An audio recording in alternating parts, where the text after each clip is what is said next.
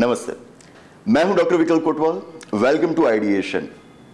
आज हम current affairs के एक बहुत ही इंटरेस्टिंग टॉपिक को डिस्कस करेंगे, जो कि है पाकिस्तान के बारे में। आपने भी इस टॉपिक के बारे में पढ़ा होगा, इसके बारे में सुना होगा।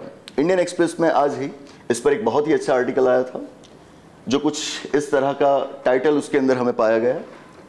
Pakistan president denies signing controversial bills, begins political slugfest, what is happening in Pakistan. Pakistan की संसद के द्वारा 2 बिल्स पारित करे गए और उनको भेजा गया वहां के राष्ट्रपति के पास, जिनका नाम है आरिफ आलवी। अब राष्ट्रपति का कहना यह है कि उन्होंने उन बिल्स पर साइन किया ही नहीं, उनको मंजूरी दी ही नहीं, फिर भी संसद के द्वारा इन बिल्स को एक्ट के रूप में घोषित कर दिया गया है। बिल मीन्स विधेयक। किसी भी कानून को बनाने के लिए पहले उसका प्रस्ताव लाया जाता है। That proposal for a law is called bill. संसद में वो पारित होने के बाद उसको राष्ट्रपति के पास भेजा जाता है। जब राष्ट्रपति इस बिल को मंजूरी दे दे, उस पर उनके हस्ताक्षर वो दे दें, तो उसके बाद उसको फाइनल लॉ माना जाएगा, जिसको कहा जाता है एक्ट। हिंदी में उसको कहा जाएगा अधिनियम। तो ये एक स्टैंडर्ड प्रोसेस है। लेकिन यहां पर क्या हुआ, राष्ट्रपति का कहना यह है कि इन बिल्स पर तो मैंने मंजूरी दी ही नहीं है, मंजूरी के बगैर भी उनको एक्ट के रूप में घोषित कर दिया गया है। क्या है ये पूरा मामला, हमें समझना है। पहले मैं आपको ये बताऊं कि जब भी इस तरह की कोई खबर हमारे सामने आए तो हमें उसको ट्रिवियलाइज नहीं करना है। ज़्यादातर ये होता है कि जब भी पाकिस्तान के बारे में ऐसी कोई खबर आती है तो हम हंस देते हैं। हम ये कहते हैं कि पाकिस्तान में तो ऐसा होता रहता है। It's not a country that follows a proper system. अगर किसी भी खबर को हम इस तरह से ट्रिवियलाइज कर देंगे तो उससे होगा यह कि इस खबर से हमें जो इंपॉर्टेंट लेसन्स मिलने वाले थे, इंपॉर्टेंट लर्निंग हमें जो मिलने वाली थी, वो हम नहीं ले पाएंगे। दैट्स वेरी एसेंशियल कि इन खबरों से भी हम भारत के बारे में कुछ सीखें। Let's try to learn. सबसे पहले तो पाकिस्तान के अंदर जो शासन व्यवस्था का मॉडल वहां पर स्वीकार करा गया है, उसको कहा जाएगा पार्लियामेंट्री सिस्टम या फिर पार्लियामेंट्री फॉर्म ऑफ गवर्नमेंट। जिस तरह का मॉडल हमारे यहां पर भी स्वीकार करा गया है, जिसको हम वेस्टमिंस्टर मॉडल भी कह सकते हैं। इस मॉडल के अंदर parliament is the most powerful body. संसद ही वो संस्था है कि जिसको देश चलाना है। It's very powerful body. Pakistan के अंदर भी पार्लियामेंट है, जिसके अंदर 2 सदन बनाए गए हैं। जैसे हमारी संसद के अंदर 2 सदन हैं, राज्यसभा और लोकसभा, उसी तरह से पाकिस्तान की संसद के अंदर भी 2 सदन बनाए गए हैं। ऊपर के सदन को कहते हैं वो सेनेट, और नीचे का जो सदन है उसको कहा गया है पाकिस्तान नेशनल असेंबली। इन दोनों हाउसेस के द्वारा 2 बिल्स पारित करे गए थे, जिसमें से एक है ऑफिशियल सीक्रेट्स अमेंडमेंट बिल 2023, दूसरा है पाकिस्तान आर्मी अमेंडमेंट बिल 2023। दोनों काफी कंट्रोवर्शियल बने हैं। इनके अंदर कुछ प्रोविजंस ऐसे डाले गए हैं कि जिसकी मदद से अगर कोई व्यक्ति सरकार, राज्य, स्टेट के खिलाफ या फिर मिलिट्री के खिलाफ अगर कुछ करता है, मतलब वो करता है या फिर करा है ऐसा माना जाता है, तो बहुत ही इजीली आप उसके खिलाफ प्रोसिक्यूशन कर सकते हो। इस तरह के प्रोविजंस इसके अंदर जोड़े गए हैं। इसी वजह से वो काफ़ी कंट्रोवर्शियल बने हैं। काफ़ी एक्सपर्ट्स का ये कहना है, काफ़ी क्रिटिक्स का ये कहना है कि दे आर अनडेमोक्रेटिक। वो लोकतंत्र के जो मूल्य हैं उनके खिलाफ है। तो उनकी गहराई में हम नहीं जाते हैं, हमें क्योंकि संविधान की बात करनी है, लीगल प्रोसेस को हमें समझना है। तो ऐसे 2 बिल्स वहाँ की संसद के द्वारा पारित करे गए और उसके बाद भेजे गए आरिफ आलवी जी को, और आरिफ आलवी जी ने उन पर हस्ताक्षर नहीं किए। फिर भी ये कहा जा रहा है कि वो अब एक्ट बन चुके हैं। तो इसके पीछे कहानी क्या है, इसके पीछे संविधान क्या कहता है। पाकिस्तान में आज जो संविधान लागू है वो 1973 में अडॉप्ट करा गया था। 1973 के पहले भी वहां पर कॉन्स्टिट्यूशन के बारे में काफी सारी कंट्रोवर्सीज हुई थी। हम उस मुद्दे पर नहीं जा रहे हैं, लेकिन हमें यह समझना है कि अभी वहां पर जो हमें कॉन्स्टिट्यूशन पाया जाता है वो 1973 में अडॉप्ट करा गया था। इस कॉन्स्टिट्यूशन के अंदर एक आर्टिकल है, आर्टिकल 75, जो ये कहता है कि पाकिस्तान की संसद के दोनों सदनों के द्वारा कोई बिल पारित कर जब राष्ट्रपति को भेजा जाए तो राष्ट्रपति को 10 दिनों के अंदर, ये काफी जरूरी है, उनको मोहलत दी गई है 10 दिनों की। राष्ट्रपति को 10 दिनों के अंदर या तो उस पर मंजूरी देनी होगी, या फिर अगर उनको उन बिल्स के अंदर कोई कमियां पाई जाती है तो उन बिल्स को वापस से रिफर करना होगा संसद को विद स्पेसिफिक ऑब्जेक्शंस मेंशन, कि वहां पर उनको कहां कहां गलतियां लग रही है। उन स्पेसिफिक ऑब्जेक्शंस के साथ उनको उस बिल को वापस भेजना होगा संसद के पास। That's it. अब वहां की संसद का कहना यह है कि आरिफ आलवी जी ने 10 दिनों के अंदर इन दोनों बिल्स को ना ही मंजूरी दी ना ही वापस भेजा। राष्ट्रपति का कहना यह है कि मैंने तो वापस भेजने के लिए अपने स्टाफ को बताया था, लेकिन मेरे स्टाफ ने ही उनको वापस नहीं भेजा, तो मेरी क्या गलती। संसद का कहना यह है कि 10 दिनों के अंदर आपने अपनी कोई भी प्रतिक्रिया नहीं दी, इसीलिए इन 10 दिनों के बाद उसको अपने आप एक्ट मान लिया जाएगा। पहले तो ये प्रोविजन काफी ऑकवर्ड लगता है कि राष्ट्रपति को 10 दिनों की आपने मोहलत दी है, 10 दिनों के अंदर अगर वो कोई प्रतिक्रिया नहीं देते हैं तो आप उसको एक्ट मान लोगे। ये लगेगा ऑकवर्ड, लेकिन ये इतना भी ऑकवर्ड नहीं है। It's quite common. Quite common means वो काफी सारे देशों के संविधानों में पाया जाएगा। इसी तरह का प्रोविजन आपको मिलेगा अमेरिका के कॉन्स्टिट्यूशन के अंदर।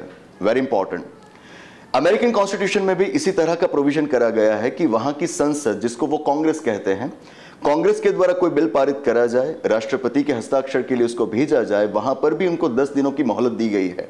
अगर 10 दिनों के अंदर वहां के राष्ट्रपति उस पर रिस्पॉन्ड नहीं करते हैं तो 10 दिनों के बाद उसको एक्ट मान लिया जाता है। That's very important.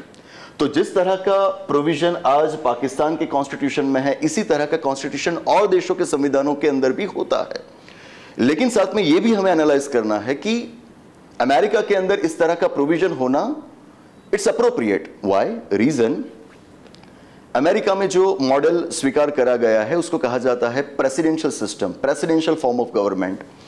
Presidential form of government में होता क्या है कि वहां पर लेजिस्लेटिव ऑर्गन और एग्जीक्यूटिव ऑर्गन के बीच there is separation of powers, not complete but up to very high extent I would say कि there is separation of powers. वहां पर लेजिस्लेटिव और एग्जीक्यूटिव ऑर्गन को अलग रखा जाता है। लेजिस्लेटिव ऑर्गन का यह डोमेन है कि वो कानून बनाए, ना कि एग्जीक्यूटिव ऑर्गन का। एग्जीक्यूटिव ऑर्गन के हेड है वहां पर राष्ट्रपति, इसलिए वहां पर इस तरह का एक प्रोविजन डाला गया है कि अगर संसद के द्वारा कोई बिल पारित करा गया है और राष्ट्रपति को भेजा गया है, उनको 10 दिनों के अंदर रिस्पॉन्ड करना होगा। अगर 10 दिनों में भी वो रिस्पॉन्ड नहीं करते हैं तो उसको एक्ट मान लिया जाएगा। राष्ट्रपति के पास लॉ मेकिंग में इतने पावर्स नहीं होने चाहिए कि वो संसद के द्वारा बनाए गए किसी बिल को कानून बनने से रोक दे या फिर उसको इंतजार करवाए। तो वहां पर प्रेसिडेंशियल सिस्टम है, सेपरेशन ऑफ पावर्स है, तो वहां पर इस तरह का प्रोविजन होना दैट्स अप्रोप्रिएट। लेकिन ये तो पार्लियामेंट्री सिस्टम है, पाकिस्तान के अंदर पार्लियामेंट्री सिस्टम अडॉप्ट करी गई है। पार्लियामेंट्री सिस्टम ये कहता है कि लेजिस्लेटिव और एग्जीक्यूटिव ऑर्गन्स को आपको कंप्लीटली सेपरेट नहीं रखना है, rather there is fusion of powers. दोनों को एक साथ मिलकर काम करना है, कानून भी एक साथ मिलकर बनाने हैं। इसीलिए जब भी पार्लियामेंट्री सिस्टम का मॉडल किसी देश में अडॉप्ट करा गया हो तो वहां पर लॉ मेकिंग की जिम्मेदारी जितनी लेजिस्लेटिव ऑर्गन की होती है, उतनी ही जिम्मेदारी वो एग्जीक्यूटिव ऑर्गन की भी होती है। तो पहले तो इनके कॉन्स्टिट्यूशन के अंदर इस तरह का प्रोविजन होना, 10 दिनों की मोहलत राष्ट्रपति के लिए होनी, वो ही इतना अप्रोप्रिएट नहीं लगता है। फिर भी मान लेते हैं कि उन्होंने इस तरह का प्रोविजन रखा है। यहां पर एक और पक्ष आता है। आर्टिकल 75 के अंदर कहा गया है कि संसद के दोनों सदनों के द्वारा कोई बिल पारित कर जब राष्ट्रपति को भेजा जाए, 10 दिनों के अंदर उनको बताना होगा कि वो मंजूरी दे रहे हैं या फिर उसको उनको वापस भेजना होगा। अगर 10 दिनों के अंदर उन्होंने उस बिल को वापस भेज दिया, संसद के दोनों सदन उसको फिर से पारित करेंगे, पारित करने के बाद उसको वापस भेजेंगे राष्ट्रपति को। इस बार भी राष्ट्रपति को 10 दिन मिलेंगे, जिन 10 दिनों के अंदर उनको उसको मंजूरी दे देनी होगी। अगर 10 दिनों के अंदर वो मंजूरी नहीं देते हैं तो आर्टिकल 75 ये कहता है कि ये मान लिया जाएगा कि उन्होंने मंजूरी दे दी है। राइट? इसी को कहा जाता है deemed assent. Deemed assent means जहां पर राष्ट्रपति ने मंजूरी दी नहीं है लेकिन टाइम लिमिट खत्म होने के बाद मान लिया जाए कि उन्होंने असेंट दे दी है, उसी को कहा जाएगा deemed assent. Now the important point है, लीगल एक्सपर्ट्स का यह कहना है कि डिम्ड असेंट का कॉन्सेप्ट कब आता है? जब पार्लियामेंट ने दोबारा बिल पारित कर राष्ट्रपति को भेजा है। पहली बार में पारित कर जब उन्होंने राष्ट्रपति को बिल भेजा, 10 दिनों के अंदर अगर राष्ट्रपति ने अपनी प्रतिक्रिया जाहिर नहीं की, तब डिम्ड असेंट का कॉन्सेप्ट नहीं आता है, कॉन्स्टिट्यूशन में नहीं लिखा गया है। डिम्ड असेंट का कॉन्सेप्ट कब आता है? जब दूसरी बार संसद ने बिल पारित कर राष्ट्रपति को भेजा हो। यहां पर क्या हुआ था? ये दोनों बिल्स पहली बार संसद ने पारित कर राष्ट्रपति को भेजे थे, वहां पर 10 दिनों के अंदर राष्ट्रपति के द्वारा कोई प्रतिक्रिया जाहिर नहीं करी गई, तो यहां पर आप डिम्ड असेंट का कॉन्सेप्ट कैसे डाल सकते हो? That's the point, that's the learning that we have to take कि यहां पर 75 के दो पक्ष हमारे सामने आते हैं।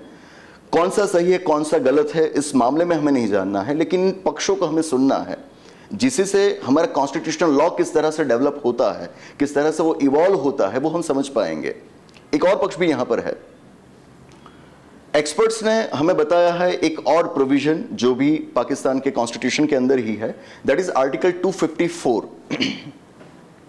आर्टिकल 254 वो ये कहता है कि पाकिस्तान के कॉन्स्टिट्यूशन में जहां कहीं भी इस तरह की टाइम लिमिट्स जोड़ी गई है, जिस तरह की टाइम लिमिट हमने आर्टिकल 75 के अंदर पाई, 10 दिनों की मोहलत, 254 ये कहता है कि पूरे संविधान में जहां कहीं भी इस तरह की टाइम लिमिट स्पेसिफाई करी गई है, अगर उन टाइम लिमिट्स के अंदर काम नहीं होता है, हर एक काम के लिए वहां पर जो टाइम लिमिट सेट करी गई है, अगर उन टाइम लिमिट्स के अंदर वो काम नहीं होता है तो उससे वो इनवैलिड नहीं हो जाता है। मतलब कि आपको एक समय सीमा दी गई है, आपको उसी के अंदर काम निपटा लेना है, अगर आप नहीं निपटा सके तो उससे आपका जो काम है वो इनवैलिड नहीं हो जाता है। That's very important. तो इसीलिए लीगल एक्सपर्ट्स का मानना यह है कि यहां पर अगर राष्ट्रपति ने टाइम लिमिट के मुताबिक रिस्पॉन्ड नहीं किया तो आपको 254 भी रीड करना है कि जो आपको अलाउ करता है कि आप टाइम लिमिट को भी ब्रीच कर सको। अगर आपने टाइम लिमिट में काम नहीं किया है, सिर्फ इसी वजह से आपके किसी भी एक्शन को इनवैलिड नहीं माना जा सकता। That's it.